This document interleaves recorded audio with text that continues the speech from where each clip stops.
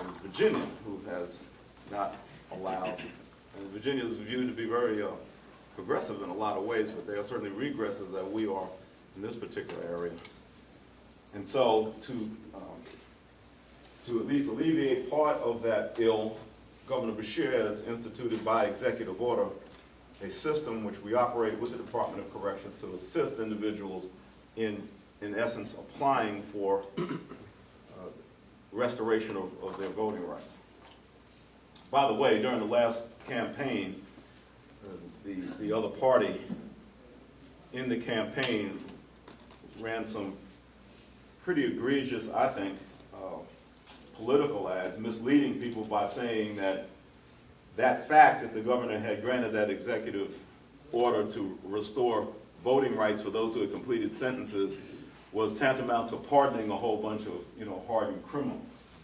Although technically the only way the governor can do that is through his constitutional power of pardon. But it was a partial pardon, and that's what it was for. So sometimes you have to look behind what you see on that screen to find out what the reality is. Where are we at today? We had projected early on that our population would be around 22,000, a little bit under 23,000 at this point. In actuality, as of this morning, we are at 21,507. That's felons under the control of the Department of Corrections, either in my institutions, we will have after July 1, one private prison that we contract with, halfway houses, and these county jails. Of that 21,500, as of this morning, we have 8,159 in county jails. The title was, who's in the system? The basic answer, the first basic answer is too many. That's the simple answer. Too many. Let me give you a breakdown of that 21,500 as of today. We have in Kentucky what's called our violent offender. And a violent offender, I won't give you the statutory definition, but their crimes under the statutes are deemed to be so egregious that they have to serve at least 85% of their sentence before they're eligible for parole. So that's our violent offender group. Then we have another group that's persistent felony offenders. Habitual offenders in some states, repeat offenders in other states, 3 strikes and you're out in California.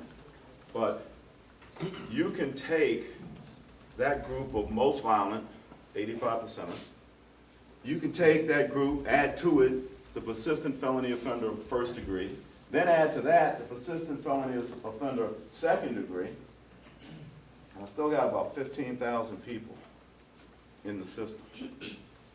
That 15,000 who admittedly are not in the most violent, most dangerous category then thus become, I believe, the target for whatever our reentry policies, our recidivism policies are going to be.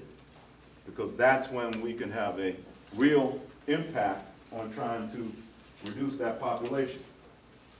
Now, in my role, and it's in the title, it's about public safety. But I sincerely believe that one of the best ways to promote public safety is to reduce recidivism.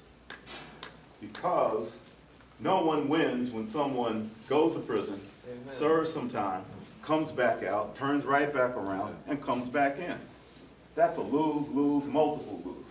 There's no tax being paid, there's no child support, there's no votes. Everything, and most of the people peripheral to that individual are going to somehow become a burden on the rest of the taxpaying people. So it's an endemic problem that the legislative bodies and the policymakers have to look at it. When we cut recidivism, we not only increase public safety, we really add to our bottom line. That's a hard sell, though, because we come in a society that's a lock them up, throw them away to keep, And people still have that mentality. But it's not true. Of that 21,507, or whatever it is, this morning, it changes every day. If they live long enough, all but 106 will get out someday. So this mindset that some folks have that we caught them, we prosecute them, and they're gone forever, simply is not true. And you have to face that truth. Therefore, as you'll hear from people who talk about the reentry patterns, that's where our real focus has got to be. Now, I have to focus on that because I have no control anymore in my current role of who gets to my doorstep. They have to go through that criminal justice system, be adjudicated, and then be assigned over to the Commonwealth. So our efforts then have to start once they get there. And then what we have to do once they get there is start immediately a process of how do we keep them from coming back again. Can't stop them from having gotten there already. So now the focus has to be on how do we stop them from coming back for the second, or if it's the third time, it's usually the last time. And then we got them forever. One thing I wanted to do in a little bit of time, because I live in Jefferson County, I've practiced, but for this job, all of my variety of legal jobs here in Jefferson County until I went to Frankfurt. To tell you a little bit of snapshot of how Jefferson County impacts the system, or how if you can flip that and say how the system has impacted the population of Jefferson County. So I'll give you a few, not so boring, but statistics of where the state's largest county, and how it impacts. And it will fall into some of the discussion when you talk about what we call disproportionate impact. We've got about 3,800 offenders right now incarcerated that have at least one conviction coming out of Jefferson County. They are housed, as I've said before, in a variety of places, or prisons, local jails, or halfway houses, and that represents 17% of our total population, roughly, about 17% of our population. Now, in addition to the system under my probation and parole folks, and I think today's number is about right at 40,000 who are under some type of supervision. They're not in, but they're under some type of supervision. So you can see that roughly 25% of all of those who are being supervised, probation, parole, come out of Jefferson County. That's a pretty significant number. This is a look at our recidivism rates. Let me tell you, I got a quick, if my time allows, let me give you a quick definition of what recidivism is, because it's misunderstood. When I say misunderstood, the term as used in the people who run corrections is anyone returning to prison within a certain period of time. And our snapshots are usually either 2 or 3 years. Now, from our point of view, it doesn't matter why you come back. Once you get there, you're back. So that's 24/7, 3 meals a day, all the health care. We want to do the statistics, but in our analysis of it, when you're back, that's recidivism. In the public's mind, or in the prosecutor's mind, or sometimes in a political situation, recidivism means you committed a new crime. That is not necessarily true. Most of recidivism really is a reentry failure, in that there's been a violation of some condition of probation and parole. You got another dirty drug test. You didn't necessarily commit another crime, but you failed. You fell back into alcoholism. You failed to report. There was some condition that was put on you that you didn't meet, and there's a whole variety of reasons why that is, but that return, that recidivism, is not equal to crime commission, new crime commission. And that's something that's very much people misled. You can look up there and see what our recidivism rates have been. I'm happy to report that they have been below national averages, and that's good, and that's a great credit to the Department of Probation and Parole and the Department of Corrections, because we had a paradigm shift when we recognized that if we were going to impact this population, we had to start working with what we had and start working from day one to try to prevent them from coming back. Like anything else in life, nothing is 100% successful, and anyone who thinks something is going to be 100% successful is being naive, particularly in this area. Okay.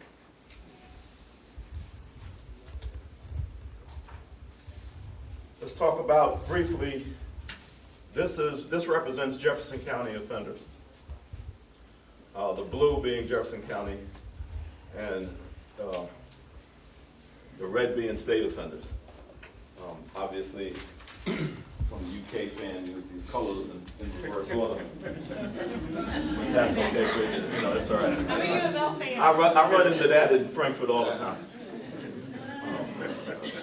I probably naturally would have flipped the colors. But what you see, and the thing to note here, is that we have a higher percentage of Jefferson County offenders in our state institutions, and there's a higher percentage of the state offenders, those from out in the state, in the local jails. And that's a subject that we can look into, but I think as we get a little bit deeper, you'll see, because we're going to find out pretty soon that the people coming out of Jefferson County get longer sentences overall than the people coming from the rest of the state. Next slide. Race. Immutable characteristics, as we call it in the law. When you look up here, you can see that coming out of Jefferson County, you can see a large spike in the black population, but that's consistent with the population of now Metro. And it used to be broken down before by the city of Louisville and Jefferson County, but it still would have been one circuit. But that's perfectly consistent with the makeup of the state is. I don't know where we stand exactly from the last sentence, but the last census, I believe we're under 10% statewide population of African Americans in Kentucky, at least. 8%. 8. Next. That's age. The age statistics are interesting only because they are very consistent across all the demographics between the statewide population and the Jefferson County population. So there doesn't seem to be any particular bias in that. Those are running pretty much true to form. Gender, by the way, the fastest percentage growth in our population is females. It grew so fast over the last several years that I actually had to convert a male institution into a female institution just to be able to house the number of female felons that are coming in from the state. And they pose some unique, give you one anecdote. There's a statute that deals with the treatment of individuals in jails with catastrophic illnesses. Jails are not equipped to handle people with catastrophic illnesses, so the statute allows them to be transferred into a state prison when that occurs. One of the most common catastrophic illnesses that we receive county and local prisoners for is pregnancy. And you say, well, damn, is pregnancy a catastrophic illness? Only if you're going to go to term in jail. Then it becomes catastrophic for both parties involved. Next. Where was it? Is the sentencing back? Yeah, it's back here. Okay, let's look at crime in Jefferson County. Close your eyes, Vince. You can see that violent offenses lead the way in the convictions coming out of Jefferson County. This is not a social statement, this is statistics. We look at the convictions when people come in, and the people convicted out of Jefferson County Circuit Courts, 54% are coming in for violent offenses. And that's gonna bear out when we look at the sentence length, when we get into it. Let's look at the next one. When you look at that, this is statewide. There's almost a 19% difference between the statewide convictions on violent offenses and the convictions on violent offenses coming out of Jefferson County.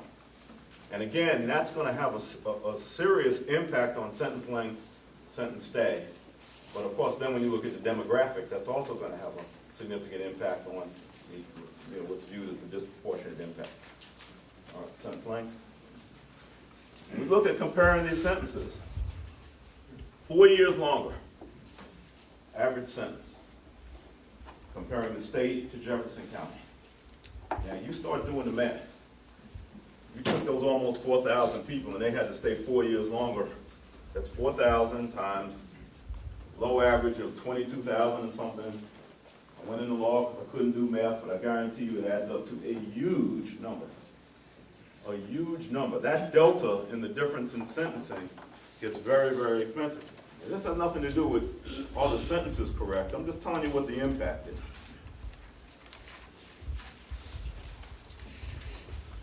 Counties. Some of this is just intuitive. It makes sense. Jefferson, largest county. Percentage, 17%, almost 3,800. It's gone up 100 and something since we even had the slide through. That happens all the time. And then you go down to Fayette, obviously, which is Lexington, Northern Kentucky, Kenton County, Bowling Green is Warren, and McCracken, now you're out in Owensboro area and Paducah and the far west. Now, these are counties of conviction. It doesn't necessarily mean that these are counties of residence. It's where you got busted and where you went to trial and where you got sentenced.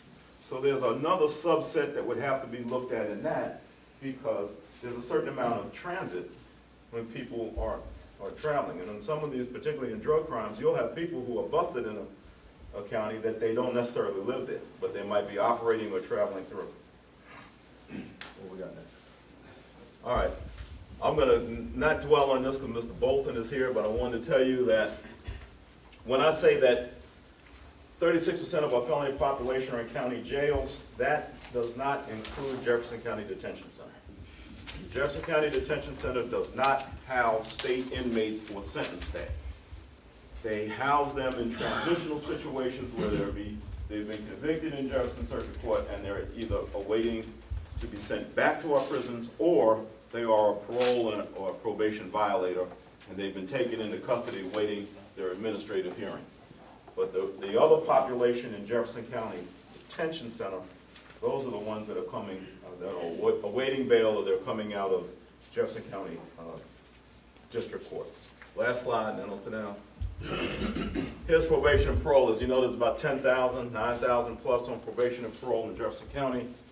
And that just gives you a statistic of what we say our supervision level is. Supervision level has a lot to do with demographics of the and criteria that we do on inmates. It doesn't necessarily relate to the particular crime they did. Example, we have people in for a variety of homicides who are our least dangerous people. They got drunk, they got high, they got pissed off, they killed somebody, but the likelihood of them doing that again is very little. Then you have, the Chris Rock folks, the thugs, who they make a habit out of hitting somebody in the head. They may not be in for murder, but you won't want to be around them, and they're likely to offend again. And this again becomes a very difficult thing at times for people outside the profession to grasp their arms around as to who are the most dangerous folks.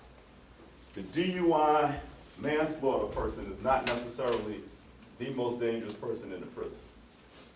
The slick person, the drug dealer, who may use violence through other people, but not do it him or herself,